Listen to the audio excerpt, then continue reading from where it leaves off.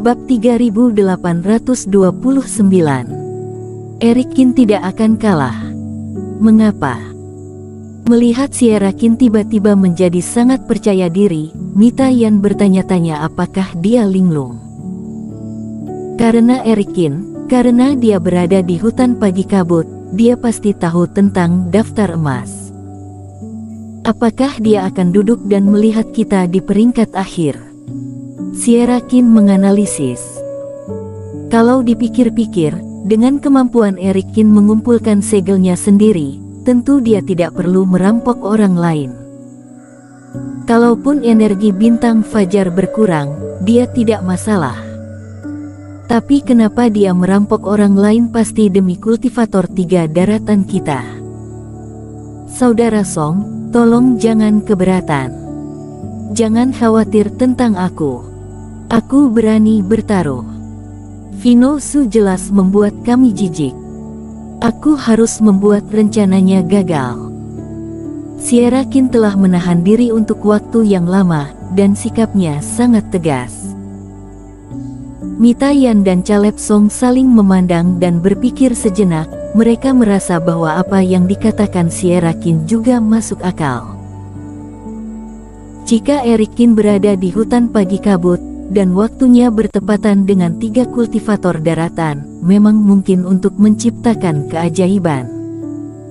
Namun, apakah Sierra Qin berpikir cekatan? Dia berpikir begitu cepat. Di samping, Fino Su melihat bahwa Caleb Song dan Mita Yan tidak keberatan dengan pengakuan mereka, dan langsung merasa seperti mimpi. Masuk akal bahwa Caleb Song dan Mita Yan pasti akan menghentikan Sierra Qin dari membuat proposal yang tidak berperasaan. Tapi sekarang ada keheningan yang mati, dan tak satu pun dari mereka berbicara. Ada apa dengan ini? Apakah 3 daratan akhirnya mengetahui dan menerimanya? Baik, itu sudah diputuskan. Namun, tidak peduli apakah pihak lain tidak bereaksi atau tidak, menonton adegan memalukan Sierra Qin sudah cukup untuk secara serius merusak kepercayaan kultivator Suezu, dan Fino Su juga segera menyimpulkan. Tidak, itu saja. Aku rasa itu tidak cukup, lanjut Sierra Qin.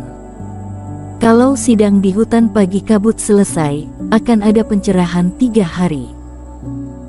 Saat itu akan ditunjuk seorang tuan istana untuk memimpin pertemuan pencerahan ini. Orang ini bukan hanya tidak mengerti pencerahan, tetapi juga mengkonsumsi banyak reiki. Untuk hal semacam ini, kami bergiliran di masing-masing dari 9 daratan. Kali ini seharusnya giliran Kingzu, tapi kali ini. Tapi siapapun yang datang terakhir kali ini akan bertanggung jawab. Tuan Istana Qin sangat perhitungan. Apakah taruhanmu dijamin? Tuan Istana Hong di Mingzu mendengus dingin. Aku belum selesai. Kenapa terburu-buru? Jika kali ini masih Kingzu, aku akan melakukannya untuk Tuan Istana Yan. Lain kali aku akan memimpin pancerahan. Sierra Qin berkata alami dan tidak terkendali. Sepakat. Fino Su merasa seperti kebahagiaan ganda ketika dia mendengar ini. Ada apa hari ini? Sierra Qin jatuh sakit, Caleb Song dan Mita Yan tidak mengatakan sepatah kata pun. Apakah mereka bertengkar? Dan aku pikir anggur pertama akan sebagus di masa lalu, tetapi jumlah anggur pahit terlalu besar. Lebih baik memilih 2 tuan istana di akhir dan mencetaknya secara terpisah. Bagaimana? Fino Su mengalihkan pandangannya dan menawarkan saran negatif. Dalam pikirannya, 2 tempat terakhir dalam daftar emas kali ini pasti Kingzu dan Suezu. Karena mereka telah dimakan, alangkah baiknya membiarkan kedua daratan makan bersama. Aku berharap Tuan Istana, jika kamu melakukan ini, akan sangat berbahaya di Mingzu. Mendengar itu, kelopak mata Tuan Istana terbelalak. Mereka juga sangat lemah di Mingzu, yang belum tentu lebih baik dari Qingzu. Jangan khawatir, Tuan Hong. Jika kamu kalah, aku akan minum setengah dari anggur pahitmu. Tuan Istana berkata dengan percaya diri. Ya, tapi aku perlu membuat catatan yang bagus. Jiwa Dewa bersumpah, apakah kamu berani? Kata Sierra Qin tegas. Vino Zhu memandang Ferdi Ying untuk meminta nasihat, dan ketika dia melihat bahwa pihak lain diam, dia lebih percaya diri. Aku khawatir kamu tidak bisa melakukannya, jadi sudah beres. Melihat bahwa pihak lain telah setuju, mata Sierra Qin berbinar dengan antisipasi.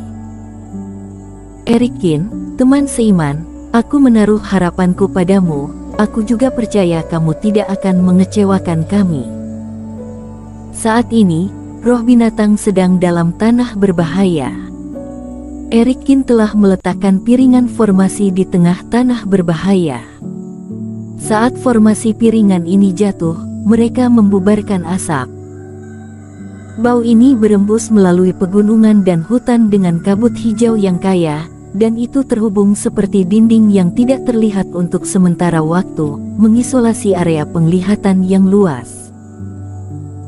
Setelah mengatur pekerjaan persiapan, diperkirakan waktunya hampir tiba. Eric Qin melemparkan Nicholas Zhang dan Yongqi Zhang keluar dari ruang. Ini tentu berguna untuk menjaga kedua barang ini tidak terpecahkan. Setelah periode erosi taktik ilusi, kedua orang itu benar-benar seperti boneka. Di dunia luar, Eric Qin langsung menguasai laut kesadaran dan meminta mereka berpesan kepada Hengqi Li. Nicholas Zhang berdua, yang sebenarnya di tengah-tengah tempat berbahaya ini, dan mengirimiku berita. Di pinggiran tanah berbahaya di seberang, Hengqi Li yang sedang menunggu waktu tiba-tiba tertegun. Muda Tuan Li, kami telah berhasil bergabung dengan tim Eric Qin, dan kami mengikutinya ke inti tanah berbahaya. Tanpa diduga, ia memiliki metode formasi khusus untuk mengisolasi dunia di sekitarnya. Dengan metode ini, kami dapat dengan mudah membunuh roh binatang tanpa menyebabkan badai besar.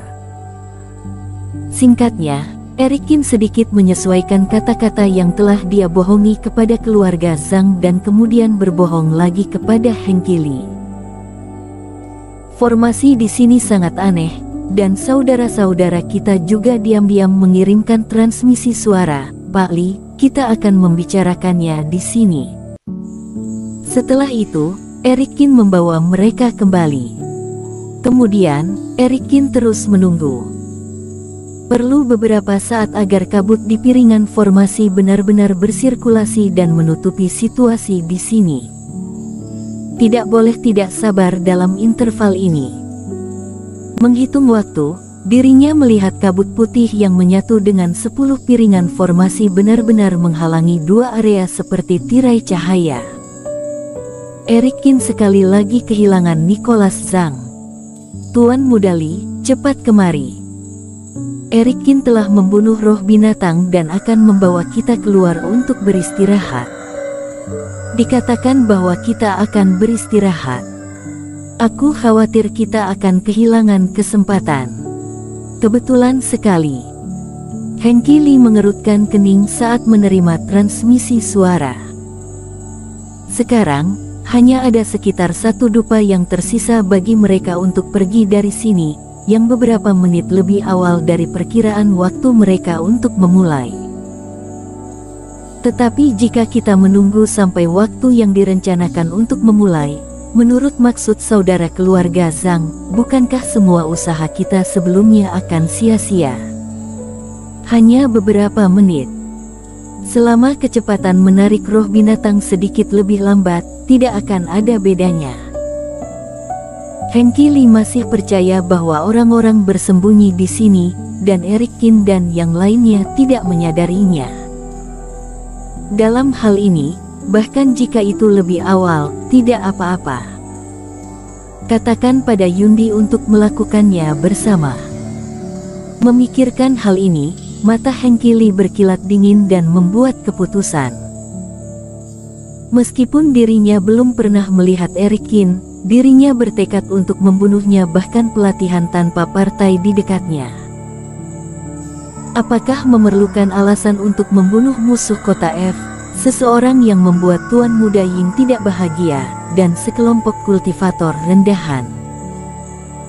Sesama teman seiman klan Naga Sisik, klan Unggas, kalian tetap di pinggiran, dan jika kalian menemukan seseorang yang melarikan diri, tembak dan bunuh.